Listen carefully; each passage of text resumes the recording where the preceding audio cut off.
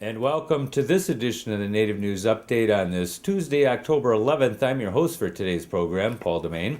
Many of the stories read here can also be found at our website at IndianCountryNews.com, and here are some of the news stories for the day. And today, we go to an interview first with Michael Bucher, a two-time Nammy Award winner and the co-founder of the You Are Not Alone Network.org.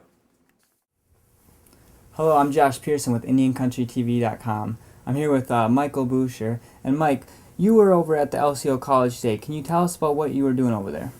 Sure. Talking about You Are Not Alone Network. It's a interactive website that we've created, but what we were talking about primarily is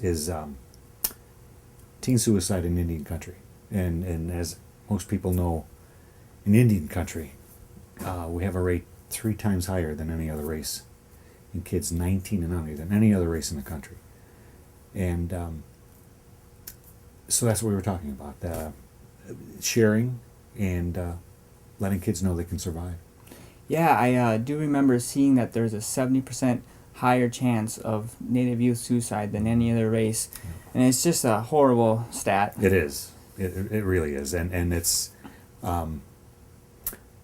I wrote my album Believe, and I dedicated that last year, and that won last year at the Native American Music Awards, but it was dedicated to our kids who were struggling.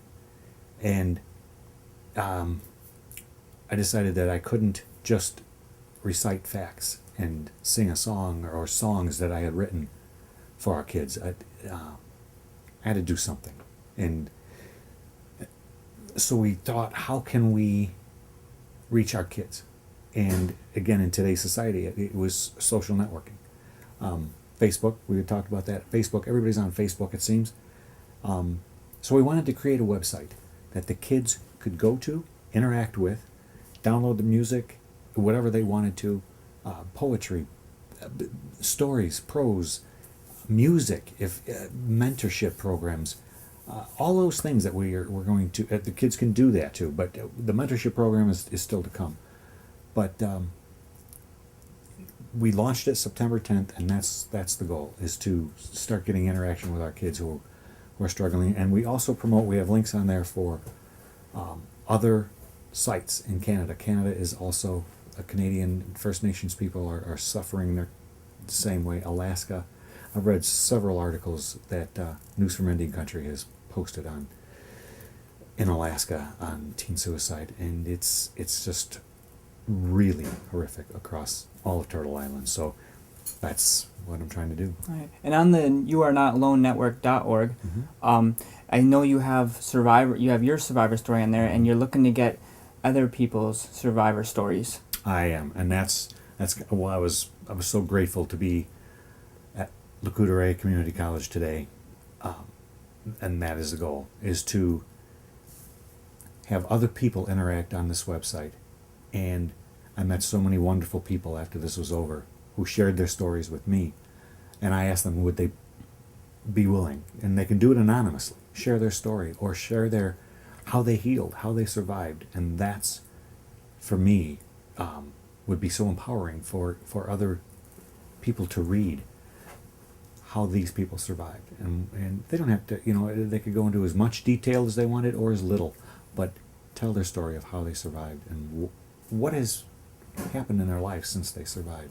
Yeah, there's no doubt that if people share their stories, other people who are struggling will see that they are not alone. Absolutely, man. That's very cool. That's what we're all about. All right. Well, thank you, Michael, for taking time with us at IndianCountryTV.com. And thank you, Josh. Yeah. Very much. Thank you. In other news, a woman long named as involved but never charged in the 1975 killing of a fellow American Indian Movement activist, Nammy Pictou Aquash, in South Dakota has passed away in a western Nebraska nursing home. A funeral home has confirmed on October 11th. Theda Clark, an Oglala Sioux tribal member, was in her 80s and had been suffering from the effects of a stroke, dementia, diabetes, and other ailments. According to court records, she passed away Saturday, October 8th, according to the Sioux Funeral Home. Prosecutors say Clark repeatedly refused to cooperate as they investigated the death of 30-year-old Nammy Pictou Aquash, who was fatally shot and left in a ravine on western South Dakota's Pine Ridge Reservation in 1975. The case tainted the legacy of the American Indian movement and its leadership, and it was nearly 3 decades before any criminal charges were filed. The investigation into the movement within the AIM leadership and who ordered her death and other possible murders committed during Wounded Knee 1973 is still a very active investigation, according to South Dakota Attorney General Marty Jackley. Tony Tommy has lived in the tiny Alaska native village of Newtok all of his 59 years, but the erosion there has gotten so bad he can't wait to see the flood-prone community dismantled and parts of it moved to higher ground 9 miles across the vast, raging river. Tommy, who works in the village store, remembers when the Ninglik River was far away and that the Newtok River flowed deeply decades ago. Now the Ninglik is just minutes away, creeping ever closer to homes in the Yupik Eskimo community of 350 people. The smaller Newtok is now shallow and stagnant. The subsurface permafrost of the land is thawing and sinking and knocking homes out of alignment and making obstacle courses of the boardwalks running over the wetland setting. Residents feel trapped there, said Tommy, who looks forward to the day the relocation to the new site at a place called Mertarvik is complete.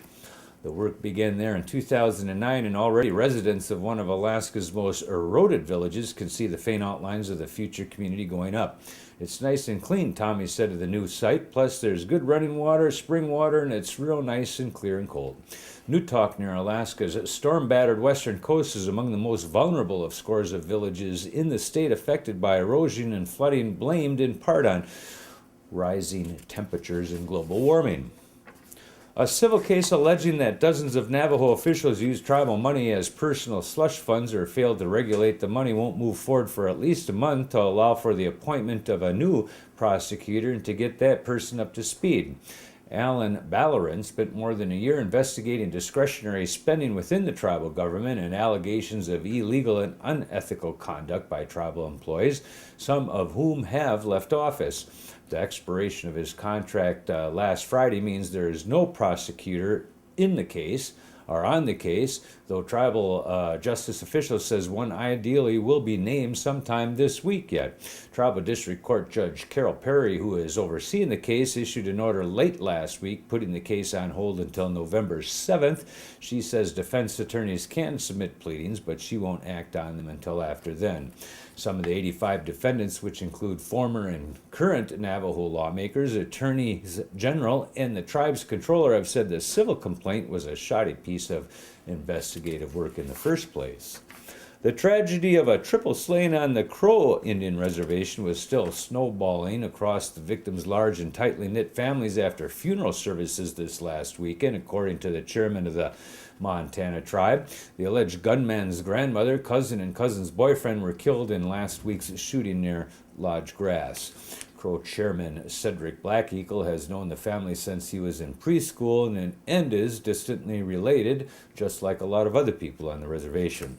He said the initial shock from the shootings, a tense lockdown on schools and hospitals, and a multi-state manhunt culminating in the capture of 22-year-old Sheldon Chase has given way to deep mourning on the reservation.